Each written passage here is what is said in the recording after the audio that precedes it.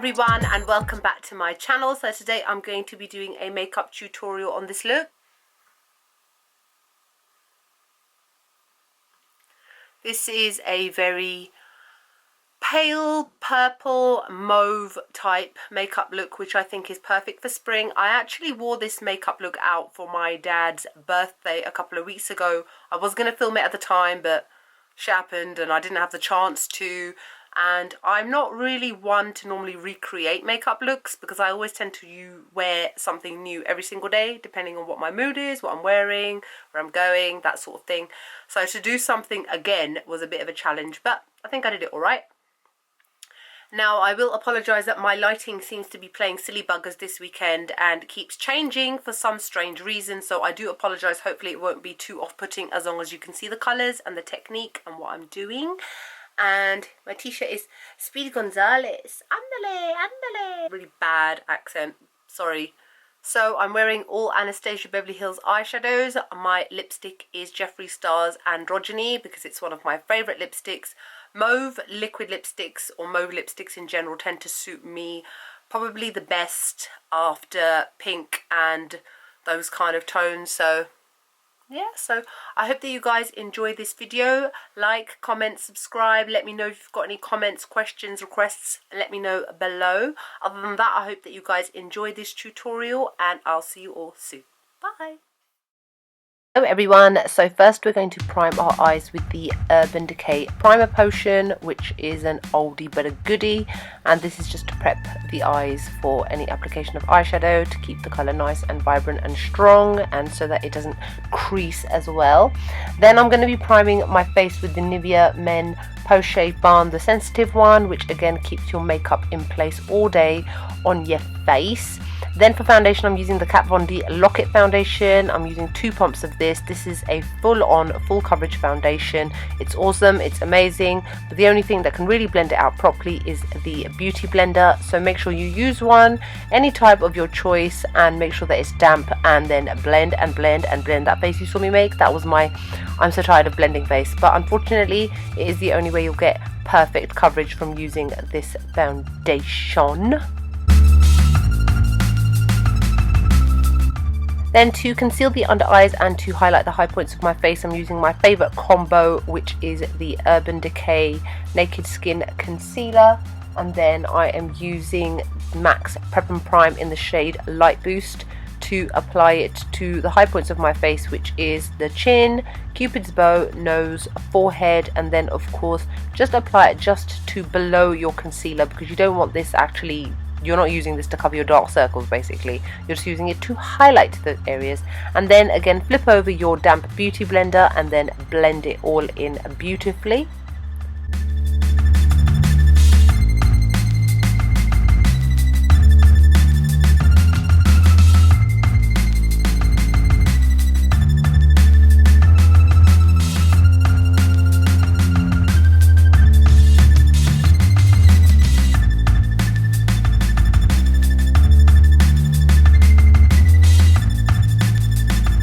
And now to set it all, I am using my very loved and used up Kat Von D Shade and Light Contour Palette, and I'm using the Real Techniques contour brush to set the under eye area with the 3 top shades, and then chin and everywhere else with just 2 shades, not the orange color correcting one. Then to set the rest of my face, I'm using my MAC Studio Fix powder foundation, and I am using a Sigma large fluff brush just to set it all and basically just keep it all not so tacky as it is when you wear foundation, or when foundation is fresh anyway. Then I'm using that same banana shade as a lid shade all over my eyes just to kind of prep them, neutralize the color so that they are ready for eyeshadow. Now I'm using Anastasia Beverly Hills shade in Dusty Rose, and I'm applying it to the crease with my favorite brush at the moment, which is the Morphe M330 blending brush. This is so amazing that I own 3 of them. It is so long, soft and fluffy, and it really makes it easy to place shadows in the crease area, and it really just makes blending super easy. So go backwards and forwards in the crease to create that nice kind of transitional crease shade, which will give your eyes a little bit of dimension. And this is quite a soft look as well, so this is literally all we're going to be using in the crease, just so that your eyes don't look kind of really flat.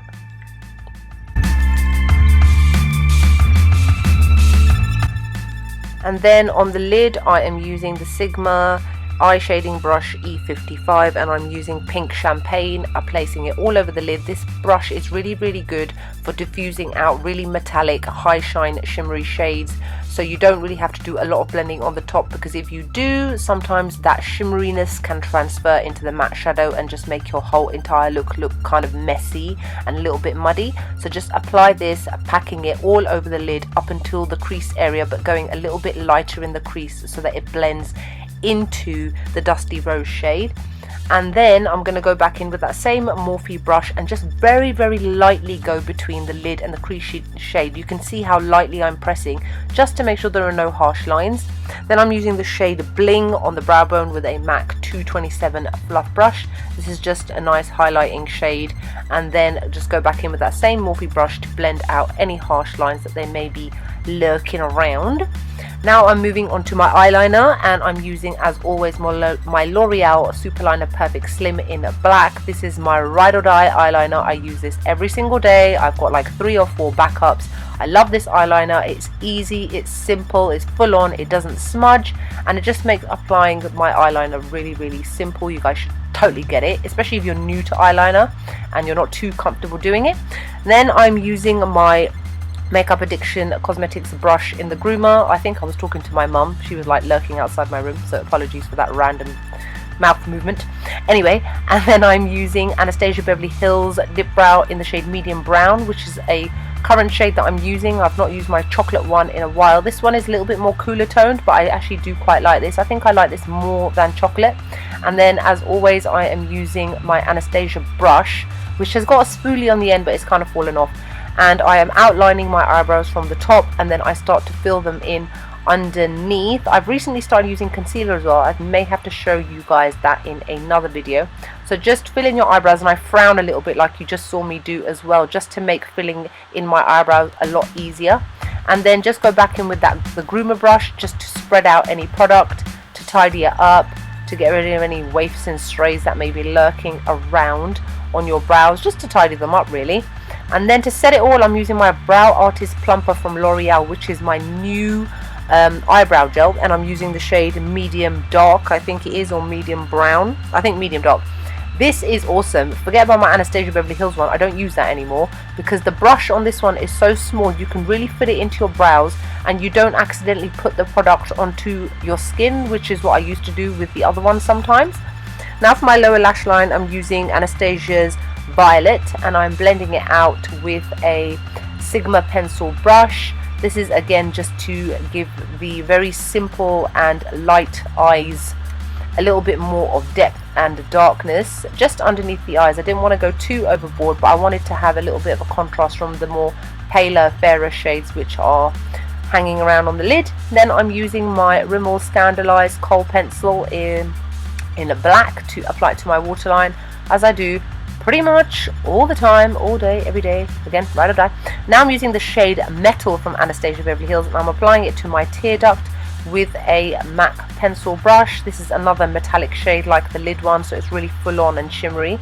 Now I'm using L'Oreal's False Lash Sculpt Mascara to prep for the eyelashes, which are Huda Beauty's Monique. These are some of my favourite eyelashes, as I'm sure you can just tell right now why they're my favourite. They're really long, but they're not too heavy and they're not too full on. They're just perfect. They're like kind of in between natural and dramatic. Now I'm using this cool tone shade from Kat Von D, and I'm carving out my cheekbones with a Morphe, what brush is it? I forget. The Morphe G3 brush, that's it. And I'm just carving out my cheekbones, as well as applying it to my nose as well. This one really chisels them out without having to do too much work. As you can see, I've just kind of gone in twice just to build up the colour, and I don't have to do too much blending. It pretty much does it all on its own. And then I'm going to be using the same shade, but I'm going to be using a Sigma angled contouring brush to go around the forehead, as well as my temples and underneath. The reason I'm not using the Morphe brush is because that's more of a dense brush, and I want more of a softer application around my head. Basically, you don't want stripes on your face is what I'm trying to say to you. Now to carve out my cheekbones, which is my new thing I've been doing recently, is using the Laura Mercier translucent powder and a Morphe M459 brush, I am basically cutting the crease, and not on the eyes, on the face, and making myself a little Santa's beard, again down the middle of my nose as well, and then using that same Real Techniques brush just to brush it all off. This sharpens the contour, softens part of the bottom as well, makes it look a lot more neat and tidy, which is what I've pretty much been doing every day, and I can't really stop doing it now. It's just my new thing.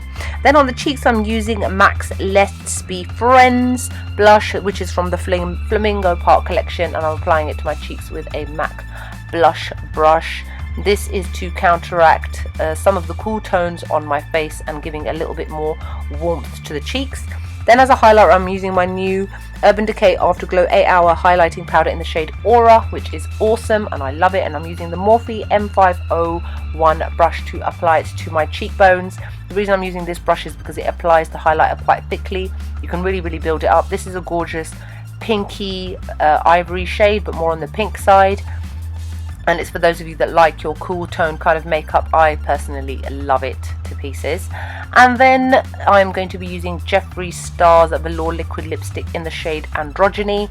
It's one of my all-time favorite lipstick shades. I've used this so many times and I just love it. So basically I'm going to be using it again and again and again. I'll probably have to get a restock. Why not? This is lovely. I love the texture, love the way it looks, just love everything about it. And that is it for the completed makeup look anyway. The hair, on the other hand, is a completely different story. I always wash my hair before I do my tutorials, which is why it always looks like shit.